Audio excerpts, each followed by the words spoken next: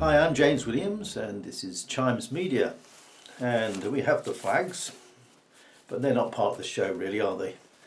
The great Make Britain Great Again hat. Okay, well, I'm kind of very concerned, I suppose that's the best way of putting it, about the way things have gone. All my life I think I've been a questioner, somebody who's doubted and asked questions about things, and it hasn't come without a bit of a price tag to it. I remember back in my single digit years when I was taken to church and brought up as an Anglican, if you like, and I became a choir boy, a server, all the rest of it. But what attracted me wasn't so much the ceremonial things, it was the, as I understood it, the goodness of Jesus Christ. Now, I'm not giving you a religious take on things, but I couldn't understand why Jesus's teachings were somehow translated differently with the church. I just couldn't get that.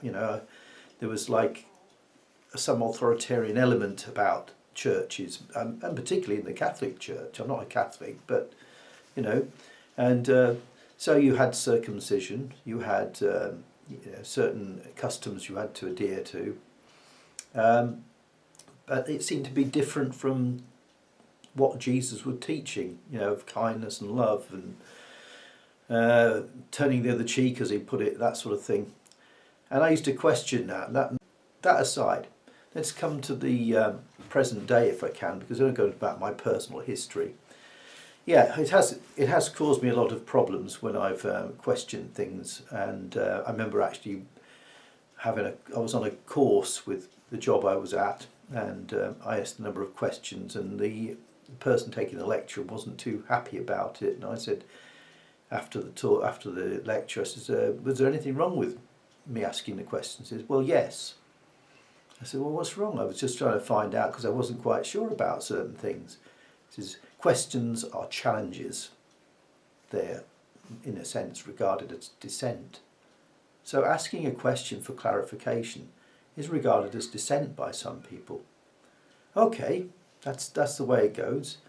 I found that with my employment in different spheres, and there's always an element of that did not like questions, not from a learning point of view, but because the political meaning of the question was a challenge to the authority of what is being taught. And it doesn't have to be doing anything with politics, but that's the way it goes.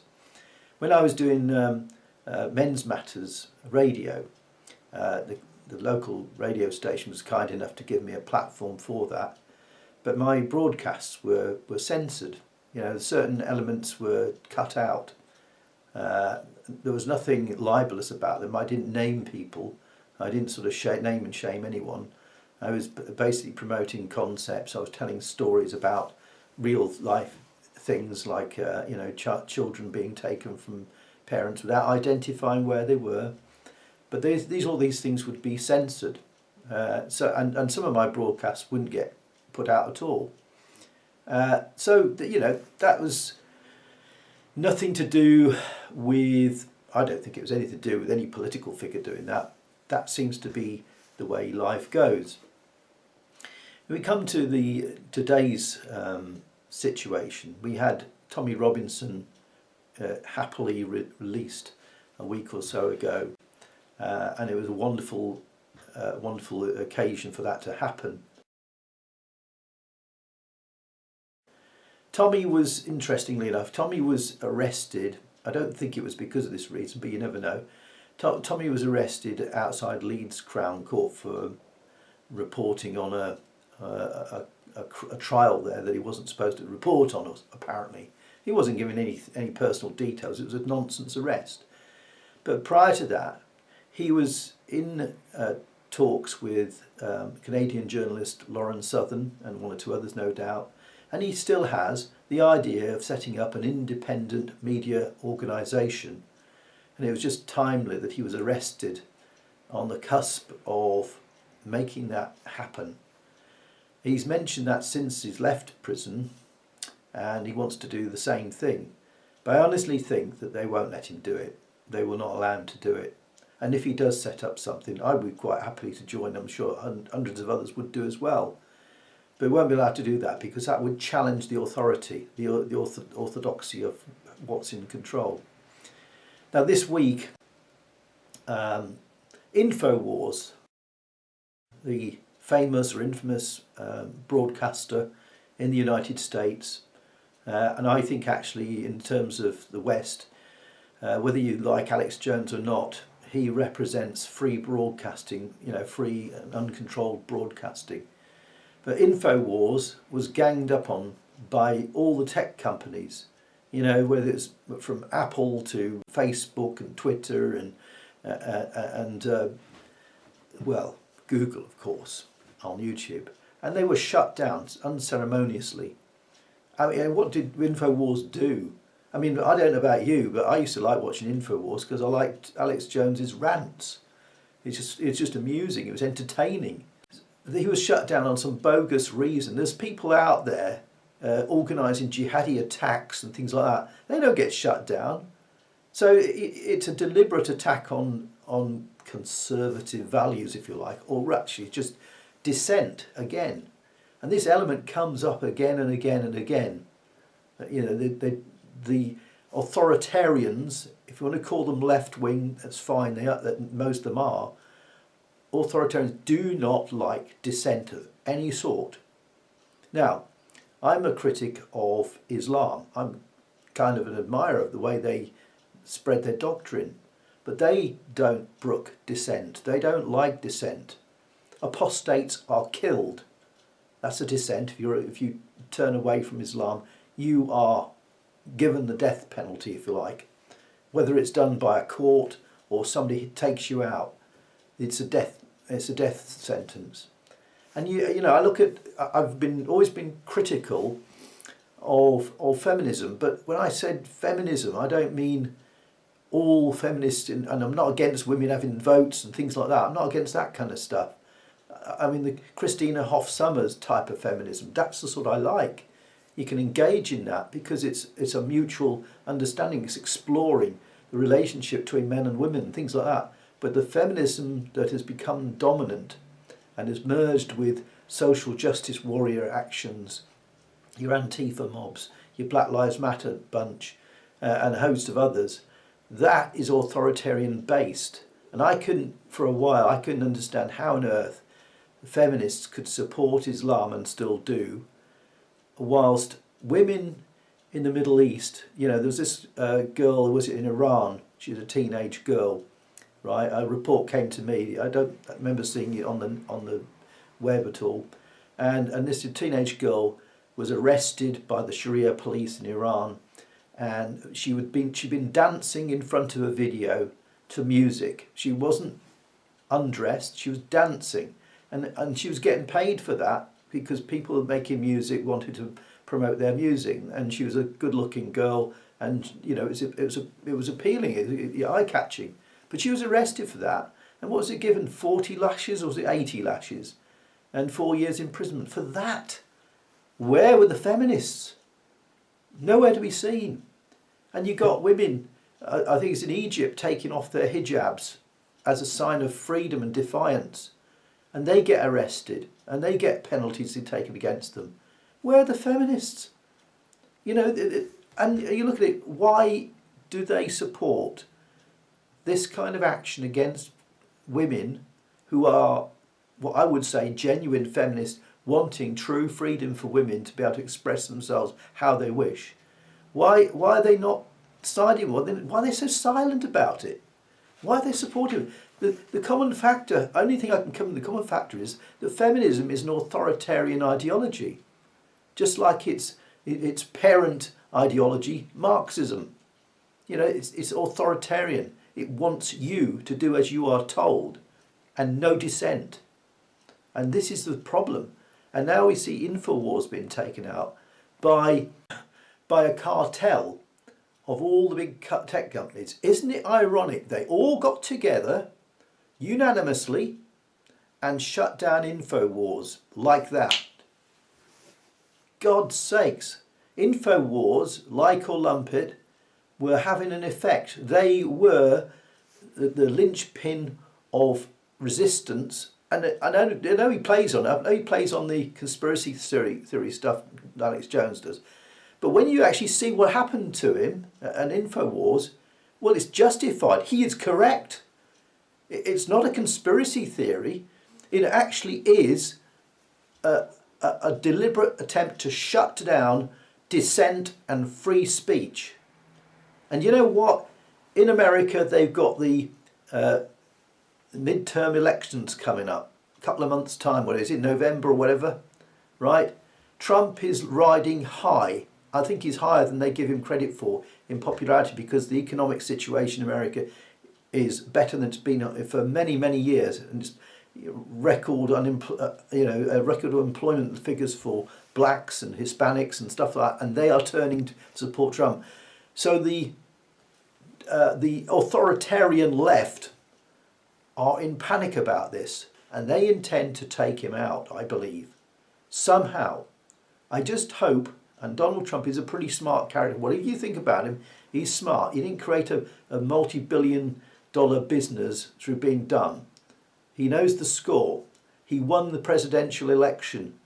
Nobody else could have done that except for him. He did it without any political experience, and he did it. So he's a brilliant guy in that respect, whether you like him or not. And if you don't like him, then perhaps you've been influenced by the lies and propaganda that have been pushed out by the British Broadcasting Corporation, if you can call it that, and Channel 4 and all the other crap newspapers. They're all on the same team. There's no differentiating views that I can see. You know, the Daily Express says something every so often, which is, you think, okay, it's in favour of Brexit. The Daily Mail seems to hedge its bets very often, so I'm not very trustworthy of them. But the whole thing it's a cartel of views. Tommy Robinson has been not reported on. He's been silenced by the media. You know, I'm one guy who just sees things like everyone else does. So I don't know if I've got all the answers or not. I certainly don't think I've got all the answers at all. But China, trade war with the United States. China is controlling much of the tech companies. Apple's in China, I believe it, isn't it? Yeah? And the Chinese, don't forget, have got a sordid history on human rights. You know, Tiananmen Square, for those that don't remember it, in the 80s, massacring people who wanted democracy. Yeah? The control over the births and that, forcing people to have one-child families. All sorts of terrible things. Undesirables. I think there's a group of I think they do spiritual meditation, have been targeted, and they get dismantled, physically dismantled for body parts. That happens with certain criminals. I don't necessarily mean murderers, but criminals. That's the thing when the apparently these meat wagon things come around and you disappear into these wagons. And your heart, liver and everything else they want it taken out of you. You know, that sort of thing goes on. It's unheard of sort of cruelty and barbarity. Whether someone deserves it or not, do you think that's a nice way to finish someone off? I don't know. But the Chinese haven't turned their back on communism as such. They're still very much authoritarian. And it's throughout the world. Venezuela, so supposedly not so many years ago, a socialist paradise is now turned into where you've got hundreds of people a week starving to death. That in the UK, which was the font of freedom, we are on the menu for being shut down and marched off to the gulag. I don't want to believe it. I don't want to believe it. But if you think back 100 years or so, in 1913, how many people believed there was going to be a terrible war the following year? And when it happened, they walked into it, and millions died because of it. Well, I've had enough of ranting on this one. I don't know if I've made any sense at all. But all I can say is, Yeah, we do need an independent media. We certainly don't have them now at this moment. And who's listening to us? You know, when they come in, if they come for me, which they will do eventually, I'm not that important. If they come for me, they'll come for you. One of the books I would recommend to any journalist, and it should be a must read, is George Orwell's Road to Wigan Pier. And that was written in the end of the 1930s. But if you can struggle through it, then Solzhenitsyn's Gulag Archipelago is another great book. Well, in fact, it's 3 books. It's a bit much to get through. But that describes how barbaric these authoritarian regimes are, and still talk to you in terms of self-righteousness and how they mean good for you. Yeah, Big Brother is real. All I can say is, ditch your television. Ditch your television, because that's where the lies come out of, your television, from the BBC and the broadcasters. Give them no oxygen in that respect. Like they're trying to starve down the dissenters. They're trying to get rid of us eventually. And I don't mean that in conspiratorial terms. I'm not being a conspiracy theorist by saying, well, maybe I am. But I just don't. I want to be proven wrong. I want to be proven wrong, that it doesn't happen. And I've been exaggerating. My fears are unfounded. I want that to be the case. Because I don't want to be marching along to a prison cell somewhere in some sordid basement somewhere, and people having spit and excrement thrown through my windows, and under fear of being beaten and killed, as Tommy Robinson's just gone through. Thanks for watching. Until next time, take care of yourself.